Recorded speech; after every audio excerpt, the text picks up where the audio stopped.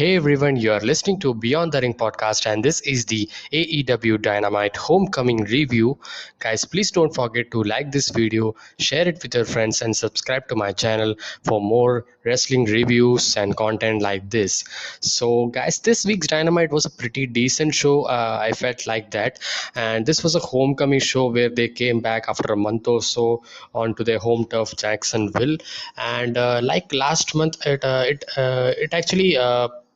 Didn't go well as I expected, because for some weeks, for the whole July month, the AEW was on a very good rise, I would say, and they because of the build up, because of the all the rumors and all the news that's going on.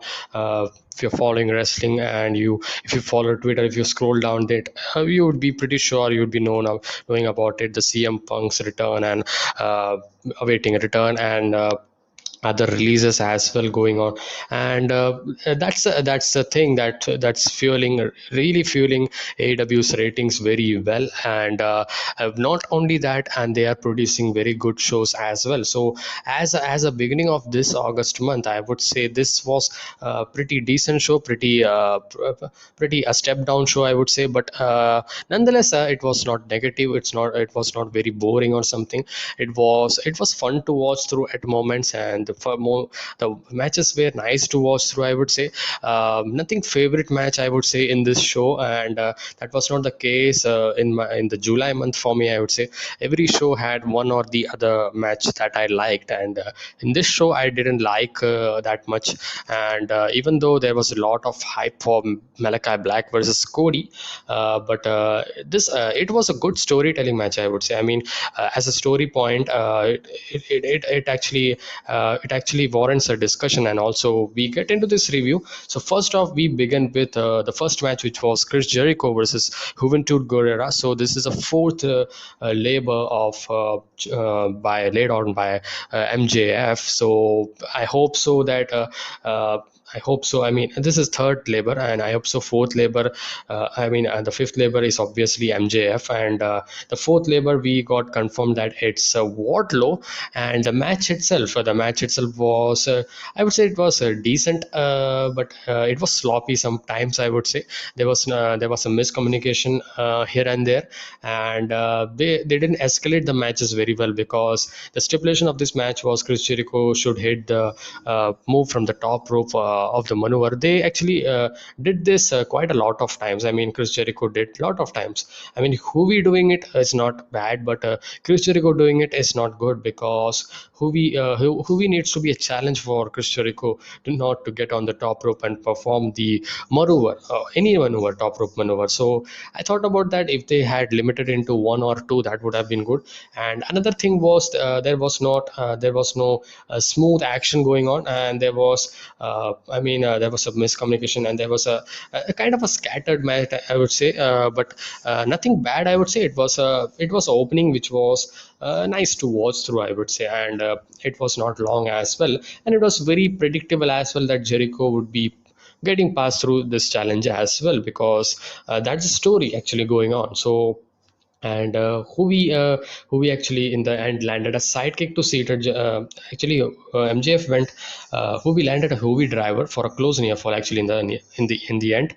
And MJF got furious on commentary, and Jericho landed the Judas effect from the Judas effect first, and from the ring, and couldn't make the pin. But Jericho went up to the top rope then, and Hoovy kind of stumbled, and Jericho landed a spinning Judas effect, which was very innovative and very fun to watch through. Yeah, very picture perfect, I would say. And Chris Jericho then defeated Juventud Guerrera. So as a match, I would say, I was expecting a very good match, because we know how these guys had the match back then, but not the same level.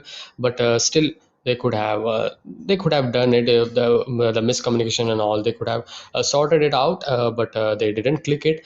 And that was the negative of this match, I would say. And post match, Wardlow comes up, and Wardlow started kind of attacking first, hits Afton on Juventud, and then hits a choke slam or something on the from the top rope to Jericho.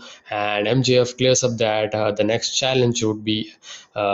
challenge actually would be Wardlow, and the interesting part is MJF would be the special guest referee. He says so. That's an interesting one, and there's a lot of things that we were gonna see about attacking by Jericho and all. And that's great. That's great because they are escalating into this final challenge, MJF. So that's good, and I'm waiting. I'm very waiting to watch that match. So that's next week. So and we get to the backstage segment of Lucha Brothers where they were interviewed by Dasha Gonzalez. So kind of Chavo and Andrade is kind of trying to get on Penta and Phoenix onto their team, but they says they work for no one, and kind of a six-man tag is next because Darby Allin, John Moxley, and Eddie Kingston versus Danny Garcia, Jeff Parker, and Matt Lee uh, was the match. And this match wasn't confirmed last week, and this match kind of was confirmed at AEW Dark because 2.0, this team Jeff Parker and Matt Lee is none other than the former ever Rice in NXT, if you remember. And so they are a very good fit, I would say. Excellent fit, I would say, and excellent signing for and AEW's tag team division. And I really want to appreciate AEW for that, and they would be a very good fit for the AEW roster tag team division. Literally, I would say. And this match was fun to watch through, and John Moxley, Eddie Kingston, Darby Allin was a very fun combination, I would say. And John Moxley was very strong here, as well as Eddie Kingston as well. And this was kind of a one-sided match where the former Ever Rise or 2.2, the new name of their team. So they kind of have some offenses here and there from reversals and all, but finally this was a crowd pleasing kind of match where this Moxley got the tag in, Kingston got the tag in, and cleaned up Lee and Parker. Landed a release vertical suplex on Lee, and Kingston landed a spinning back fist on Parker. Moxley then hit the paradigm shift on Garcia, and Allen tagged in for the coffin drop. So kind of a very good ending to a very strong team. And these are the top guys, if not the one. I mean the rankings, if not in the rankings and all for the world title, but this is the top 10 talents of AEW, so they are not gonna lose in this match, obviously. And this was a fun match, I would say, and we get to fun entertaining match. And then we get to a backstage segment of Carl Hansen, and they are spinning a basketball, and there was a basketball hoop and a Cookie Monster t-shirt kind of CM Punk kind of thing that they teased again. They countered to 2012 spins to keep the inside joke. Doc Gallows welcomed the challenge of the Dark Order. They get into the business where Doc Gallows welcomed the challenge of Dark Orders for the Impact Tag title. So Evil Uno and Stu Grayson is going to face this Doc Gallows and Carl Anderson for the Impact World Tag Team Championships next week on Dynamite. And the Young Bucks questioned if there was anybody left for their tag team champion AEW tag division, and they were best of all time. This is Omega called out Hangman and said he choked again in the big spot. Then they cut down a basketball net, and Omega said they would retire as champions, he says. And just kind of elite promo that was nice to watch through, fun to watch through, and nothing bad or something, and they are good in that. And we get to next match, Christian Cage versus Blade.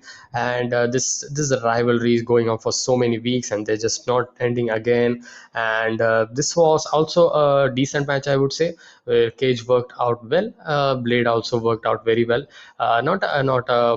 Not a match that I wanted to talk about. I mean, not a very match which was which was very standing out or something. And in the end of this match, we see that Christian landed a back elbow from the second rope, and then teased kind of the skill switch, his finisher. The Blade reversed out of it and landed a power slam for a near fall. He then landed a hard kick to the ribs and tried to tear off the turnbuckle pad. The Blade used the distraction of the turnbuckle pad to try and grab the brass knuckles. Again, that shenanigans, but he ran into a spear. His kind of a kind of a good tribute for his former tag team member, or former his friend Edge, you can say it. And he then covered and got the victory, just to build up Christian Cage. And we have a confirmation as well. And I want to say that I mean, in the advancement of the show, this show was going on. They had a segment where it was confirmed by Tony Schiavone that Christian Cage, Christian Cage is the number one ranked wrestler for the AEW World Championship. So he is gonna be the next challenger for Kenny Omega's AEW World Championship. I'm very sad because I was very expecting to get that Hangman Page versus Adam Page versus Kenny Omega. Really, I'm not just just going up with just saying, not I'm not saying like that, because I was very invested into that storyline, and they did really very good job when they set up the six-man tag. And they did that losing angle, and I had a feeling that maybe they could be doing again a kind of match where he would be clawing back and he would be getting the opportunity again. But no, man, they didn't do it. And this was a very good point. All Out was very good pay-per-view for Kenny Omega to drop the title. And this time, I would say, against Christian Cage, I don't think so. They are going to Kenny Omega is going to drop the title to Christian Cage. And I still want Hangman Adam Page to beat Kenny Omega, because at this time it feels like kind of he is dragged down. But still, they can build it, and they can, in the AEW again, after AEW All Out, which pay-per-view is coming. I think I don't remember the name, but yeah, November pay-per-view is coming, so maybe they can do at that time. So again, man, didn't like it the way they did, because the story was Hangman Adam Page versus Kenny Omega, and then they shifted into literally a month or so before into Christian Cage. And let's see how it goes. And I expect a very good build. And yeah. And Christian is very emotional and very kind of storyteller. He's a very good storyteller, and that's no doubt, I would say. And I'm not saying his matches are not good. Christian Cage is fantastic in the ring. And it's great to have him in the opportunity window as well. So, but this was not the time. Maybe they could have done after All Out, but we know that they are planning out other things as well. So they don't want to overshadow this thing, because there have been rumors and news going on. So maybe Hangman Adam Page winning the thing, it's good. It's kind of a big thing, and they are kind of saving it for the near future. And yeah, so maybe CM Punk in-ring debut or something that's expecting inevitably. So the guy, that's kind of overshadow it. So that's why, okay, it's a good decision then, I would say, for that aspect. And we to the next segment. After the match, we got a video package of FTR and proud and powerful Dax Harwood said he watched his best friend get ripped upon, and now he's living with questions and of whether or not he will ever come back. And Dax promised it was far from over. So they're continuing this rivalry, and it's good, man. I want this. So maybe Cash Wheeler is injured, so maybe this could be kind of singles thing. Maybe they could be doing, but they should do in the future. Like as I said, I'm very waiting for this match again. Proud and Powerful versus the FTR. Yeah. Santana Notice and FTR. I'm very fan of their work. And back in the arena, Britt Baker made her entrance with the Rebel, and Shivani said, it's a man, actually. Shivani is always the interviewer. Said he knew she was excited about Pittsburgh because the next week AEW is on Pittsburgh, but she had to be excited to be back in Jacksonville. And Baker said this was the place she won the AEW Women's World Championship. And Red Velvet interrupted it, and Shavani asks, "Why did you came up?" And she wanted a little piece of DMD, she says, and she she also said she was an enhancement talent back then.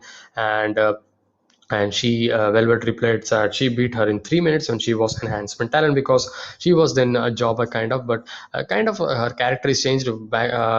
That time she was kind of a very baby face, but this time she looked kind of like a tweener, I would say. And yeah, but yeah, she's a baby face again, but a very different kind of baby face, I would say, with something to prove that you want to. And and she says that she was 22 to 4, 22 wins to 4 loss with 7 match win streak. And Baker said she wasn't the same wrestle either. And there's a confirmation that on Rampage, AEW Rampage next week, which is going to be the first episode, 13th, August 13th, Rampage's first episode. Britt Baker versus Red Velvet for the AEW World Champion Women's World Championship is confirmed, and that was the confirmation we got. And there was a brief kind of scuffle, and Rebel actually missed a shot with her crutch. Velvet grabbed it, but Baker took her down and placed it across her throat, and that was this in-ring segment. And then we get to backstage again. Chavo told Andrade that Phoenix and Penta wouldn't for them, but he knew someone who would. Figured Sol walked up, and Chavo told him to shine Andrade's shoes, kind of clean Andrade's shoes. He kind of didn't do it, and he beat his living hell out of Andrade. Andrade actually beat up Figueroa Sol, waving hell out. Last week he was beaten by Malachi Black. Man, this is so bad for Figueroa Sol, very very bad, and this guy is getting beat up, very bad. And there's someone that gets this kind of thing. Yeah. And Hangman Page is up next, and Hangman Page was in the ring, and Shivani asked him to clarify his earlier statement. Kind of lots of interviewing we will hear from this guy. We will hear from Christian Cage. So kind of a lot of storyline build up, and kind of a laying out a building process that they did in this episode. More of a storyline build up episode than a wrestling heavy episode, I would say. And he was immediately interrupted when the Elite walked down to the ring. Whole Elite was there, and Page said he wanted to clear things up with for a while. The Elite all entered the ring, and didn't let Page finish, and they accused Page of wanting to ditch his new friends and rejoin the Elite. And he was kind of trying to I mean, Omega thought about that. This Page is trying to, side up with Young Bucks. And Omega said that when he looks at what Elite were then, and today, he doesn't really fit the bill. And he then said, cowboy or not, you're not. They really don't have losers in their group or people that play second fiddle. And Hangman then got listened so much. He hit Omega, which prompted all of them beating down Hangman Adam Page. And they really did this angle because they are saying that they will be doing this championship. You don't need to worry, man. Because this is the story setup that they did. So I'm very very sure that after AEW All Out, this may be the story going forward. Hangman Adam Page versus Kenny Omega, and yeah. And again, I don't think so. There would be a triple threat situation because AEW doesn't like that kind of stuff so much. They did this. They did in 3 years only one triple threat. That was in Double or Nothing, and that was it. And Omega actually Dark Orders then started to run down, but Uno and Grayson held them back because back in this segment they said that Hangman Adam Page said that he's done with Dark Order. He doesn't want to be Dark Order involved because he's kind of uh, he actually had it's his responsibility because of Dark Order's tag team opportunity was gone. So tag team title opportunity was gone. So he is kind of in a situation where he didn't want to suffer those guys as well. So he's still babyface. He's not very arrogant or something. I don't want any help. But he said that maybe he would. They also said that maybe Stu Grayson said that to Evil Uno that maybe he doesn't he wanted to be alone kind of, and he should go that route. Let's see how it goes. Maybe uh, um, Hangman and Page are again going for Dark Order. So they have a pause to this rivalry, and they kind of did this angle. And I'm kind of thinking that they're gonna do this. And Page ate a magic color as well as several BT triggers. Dark Order didn't save them, and Omega then gave him a bell shot and told him this was the last time he would see it, and that was it. A very kind of sympathetic way. Very sympathetic thing that Hangman Adam Page got, and they really should do this. I mean, yeah, really. I mean, this was a so good story if they were doing it against in AEW All Out. But man, that's no, they are not doing it. And then we got Miro versus Lee Johnson. Before that, a Dan Lambert video was shown. He was coming back next week to tell the truth, and he was bringing back up because he was attacked by, I think, one pack. I think so. Yeah, I don't remember, but he was attacked, so he's kind of returning again. So we get to the fourth match: Miro versus Lee Johnson for the TNT Championship. This was. This was a good defense, I would say. I mean, one of the matches in the show, this which was good, and this was fun to watch through Lee Johnson's determination in the after 2 minutes or so, and that was very good. His fiery comeback, doing the tope suicida and hitting the super kicks and all the Miro sold it like hell, and he sold it perfectly. And Lee Johnson looked very good as well. He's very rugged, and he's very huge right now, and he's still moving very agile and very agility kind of a guy, and very good chemistry that they had. Yeah, I would see Miro versus Lee Johnson. This was a good match, and in the end, we didn't thought about he's gonna win, but they had that believable factor into this match. They actually had. So Miro attempted his camel clutch, but Johnson rolled to ringside and first, and in the end of the match, we saw Miro got to his feet and fired up with a big sidekick, applied his camel clutch submission, and before that he had the comeback and all, as I said, and that was it. And after the match, Miro laughed and kind of cuddled cuddled Johnson, and announce team was announced for Rampage announcement that there'll be four commentators for Rampage, and that's Excalibur, Jericho, Taz, and Mark Henry. Great, and I enjoy Jericho's commentary, and Excalibur is good, and I'm very. It's good that Tony Schiavone and Jim Ross is not there. They are, and so there's that's too many people. I know that, but still, let's see how it goes because yeah. And we get to the next match, Layla Hirsch versus and the Bunny. So this was this was just wasn't the match to fill out, because this was for the NWA Women's Championship, kind of a eliminator match, a kind of a ranking match, you can say. And this was a very good performance by Layla Hirsch. Match itself was simple and decent. I mean, it's a pretty decent match, a pretty okay match, you can say that. And as I said, nothing in this episode of Dynamite was bad or something. The wrestling was kind of basic, kind of, and which wasn't very awesome or something. And the storyline aspect was the more importance that they gave in this episode, as I said. And Leila Hirsch had a good performance against Bunny. Bunny was the predictable winner here, but Leila Hirsch got the victory here. And in the end, Hirsch applied a cross arm breaker, but the Bunny escaped. Hirsch landed a knee strike and then pumped up the crowd. She attempted a double springboard moonsault, but the Bunny moved again. She then landed a Death Valley driver for another near fall, and Hirsch got mat control again. And she was very good in the mat, and that was a negative point for Bunny, and that was the story. And applied a cross arm breaker for the win. And Leila Hirsch is the new NWA Women's Championship contender for the Camille. Actually, Camille was also there in the AEW, and that was good. And it's so good, man. It's so great to see talents being exchanged here and there. I mean, there's so much things, there's so much opportunities, and that's the thing WWE is missing. I have said a million times, but I'm saying it again. Very bad feeling for WWE, and they're releasing guys as well. I don't understand what they are doing.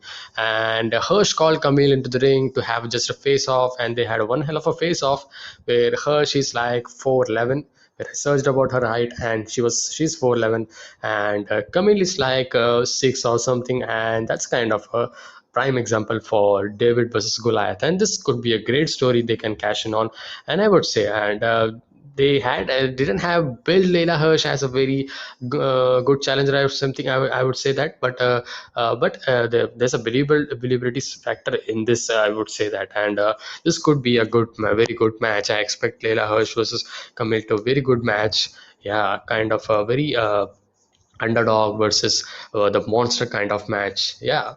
And this is not going to be happening in the AEW ring. Actually, this is going to be happening at NWA Empower, which is the all women's pay-per-view happening on August 28th, I suppose. So this would be in the NWA ring. So man, look at this, because AW fans, I mean AW lovers would also be watching this match. NWA fans would be watching this match. So kind of there's a lot of wrestling building process going on as well. Kind of having that name and building that name for another promotion as well. Lot of things that's going on. This is a pretty interesting and a very pretty different scenario and situation, and very different landscape for wrestling right now. And it's a great time for to be a wrestling fan. So much things to watch out, so much things happening right now. And yeah, this is we didn't believe that 3 years or 5 years or before that this would be happening or something. But it's a very interesting landscape, and the situation is going for wrestling business and as a whole. And finally we get to the main event, Cody Rhodes versus Malachi Black. I want to say that Malachi Black's entrance was really cool, man, really very cool. And when he made the entrance, I thought about that WWE, man, you really missed it. And if he would have done this, I mean, they would have one of the best character they had. And yeah, never he can replicate they can replicate the Undertaker character, but he would have been kind of a character where they can, yeah, kind of Undertaker, you can say that. Yeah, some guys would say that. And they totally miss it, man. I mean, speaking about this entrance, so cool, very cool. And they had lights off, and then he was on the top rope, and then again the lights go off, and then he was standing in the ring, and middle of the ring. And that was Cody Rhodes made this entrance. Cody got a lot of boo. And yeah, he's kind of a guy who is kind of over pushed. So that's the thing. Fans are. I'm not a very Cody fan, I would say. Yeah, I'm not a very Cody fan, but I like his wrestling. His storytelling is very good. And yeah, we always in the ring he tells a story very well, and he's very on point wrestling, and not cheat. He don't throw away lots of moves. Very meaningful wrestler, I would say, Cody Rhodes. And again, this match, coming to this match, this was a main event that I expected so much to be, because yeah. But then when I saw that kind of 10 minutes was remaining to this match, I would thought about that. Let's see how it goes. But they started off with a very personal thing, because they actually started this rivalry when it began, kind of attack on Anderson, and a lot of personal things that they did, a lot of attacks, lot of for Cody. But Cody and Malachi Black actually began with the kind of a chain wrestling things, and that's not wasn't the kind of that wasn't suiting this storyline. They shouldn't have kind of started out of with the chain wrestling, because you are not here to prove who's the better wrestler or something. And they should be angry, because the match should begin with the forearms, letting the crowd up. And that was the thing they should have done. But it began with a slow reversal back and forth, tried a reverse figure four and all, and gouging his eyes, attacking the leg. And a wrestling kind of match, which wasn't a story that should have been told in this kind of build up. Yeah. And Cody sold his knee very well. Black broke the hold on four, and the ref asked it if it could continue. Black charged. So knee work was the main thing that Malachi Black did here. And I don't expect to be a very good wrestler to be by Malachi Black. I want him to be a very unorthodox, kind of a mankind kind of character. If I want to say the example, I would say a very unorthodox, very twisted kind of character. And he is that, and he should not be doing the rules that wrestling possesses. He should be doing maniac stuffs and all, and that wasn't shown here. And Black charged at Cody, got trapped in a reverse headlock for Crossroads. Black landed a kick that broke him free. Cody went to the top rope. Black kicked him. So very strong booking for Malachi Black was getting here, because Cody was getting whooped by Black, and Black landed a kick, which the Cody went to the top rope. Black kicked him and sent him crashing to the table rating sub, which was very cool to see. And Cody finally get into the ring into the 9 count and walked into the spin kick that used to be called Black Mass. And I would say the WWE name was very better, very good than this. They are saying spin kick. This kind of a common name you are just telling. It will be come up with some good name for this guy's finish. If you can take the trademark of Black Mass, then do it. If not, try any other another name, kind of. Yeah, it's not very hard. Yeah, I would say. And he then put one foot on Cody and got the pin, and that was a very strongly booked match. And didn't expect Cody is going to lose. As when he put the foot on Cody, I was like, hey, it's kind of a arrogant, cocky behavior, and Cody would be kicking out. No, but they certainly shocked him. So Malachi Black get the victory. I was very sure that Malachi Black could the victory, but this was not the way where thought about that Cody Rhodes would be booked like a kind of, yeah. So the story also, if you see, he was getting attacked so much, and I know that what they are doing. They wanted to build Cody Rhodes as a very good baby face. Whenever he's come next for the next rivalry or against Malachi Black as well. So they wants to build up, they want to get rid of that boo. So that why he got the loss here. So kind of heating up Malachi Black very well. And that was good. As a main event, I would say it was a decent main event. Yeah, but the story point of it, I would say, post match it was very different, where after the match Shivani got on the ring and asked Cody if he was okay. Samson pushed a crutch into the ring. Cody said legacy in a funny thing. And I thought about he speaking about the legacy faction in WWE, and he name drops. I mean, he didn't name drop, he actually had quite a lot of analogy, quite a lot of example to the WWE. He said he got into wrestling when he was 15 to win the title, kind of got emotional. They took it from his dad in the garden. Cody said time flies and goals change. And he said a lot of fun. He says Cody stumbled to his feet, kind of selling his knee, and crutch gave him they gave him was kind of short, and he told Tony he was good and dismissed him from the ring. And he kind of started feeding the crowd, where he said people laughed at him when they were going to. I mean, this was not expected to. So kind of bragging about the company things they start about. I mean, they are because. This led to the kind of a retirement tease for Cody Rhodes. That's why he did this. And I'm not very invested into this. I would say that because Cody's not like a 50 years or mid 40s kind of a wrestler, and he's a, yeah. So he I mean, his matches were kind of a his matches are popular because he done in AEW actually. And before that, hardcore wrestling, other than hardcore wrestling's fan, people don't know Cody Rhodes' greatest match or something. Yeah, again, some AEW fans would be knowing now, but he's not at the point that you can tell that he's teasing and we are getting he teasing the retirement, we are getting emotional. No, man, I don't feel that thing. And there's no believable factor into that, as I said. And he then called Daily's place the AEW's amphitheater, and there's no better place than here and no better time than now. He told the fans he loved them and he's made his life incredibly special. And he also told that from where I actually was gone, it was saying referring to WWE. He said that he was not fired. He was not fired by them. He actually fired them, a kind of thing. And Malachi Black cracked him over the back with a crutch. And he also said this thing that they were destination viewing, and they even though they are not even though they are not a kind of thing, they are competition, they says. And people laughed as well when they were building this company.